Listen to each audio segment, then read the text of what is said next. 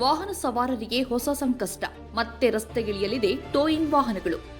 ಬೆಂಗಳೂರು ನಗರಗಳಲ್ಲಿ ವಾಹನಗಳ ಅಕ್ರಮ ನಿಲುಗಡೆ ನಿಯಂತ್ರಣಕ್ಕಾಗಿ ಮತ್ತೆ ಟೋಯಿಂಗ್ ವ್ಯವಸ್ಥೆ ಜಾರಿಯಾಗಲಿದೆ. ಶೀಘ್ರದಲ್ಲೇ ಗ್ರೇಟರ್ ಬೆಂಗಳೂರು ಪ್ರಾಧಿಕಾರ ಹಾಗೂ ಟ್ರಾಫಿಕ್ ಪೊಲೀಸ್ ಇಲಾಖೆ ಜಂಟಿಯಾಗಿ ಟೋಯಿಂಗ್ ಕಾರ್ಯಾಚರಣೆ ಆರಂಭಿಸಲು ಮುಂದಾಗಿವೆ. ಈಗಾಗಲೇ ಜಿಬಿಎ ವ್ಯಾಪ್ತಿಯ 5 ನಗರ ಪಾಲಿಕೆಗಳು ಟೋಯಿಂಗ್ ವಾಹನಗಳನ್ನು ಖರೀದಿಸಿ ಕಾರ್ಯಾಚರಣೆಗೆ ಸಿದ್ಧವಾಗಿವೆ. ಆದರೆ ನಿಗದಿಪಡಿಸಿರುವ ಟೋಯಿಂಗ್ ಶುಲ್ಕಗಳು ವಾಹನ ಸವಾರರಲ್ಲಿ ಆತಂಕ ಮತ್ತು ಅಸಮಾಧಾನಕ್ಕೆ ಕಾರಣವಾಗಿವೆ. 4 ಚಕ್ರ ವಾಹನಗಳಿಗೆ ಟೋಯಿಂಗ್ ಚಾರ್ಜ್ ಅನ್ನು ₹1,000 ಹಾಗೂ ದ್ವಿಚಕ್ರ ವಾಹನಗಳಿಗೆ ₹500 ಎಂದು ನಿಗದಿ ಮಾಡಲಾಗಿದೆ.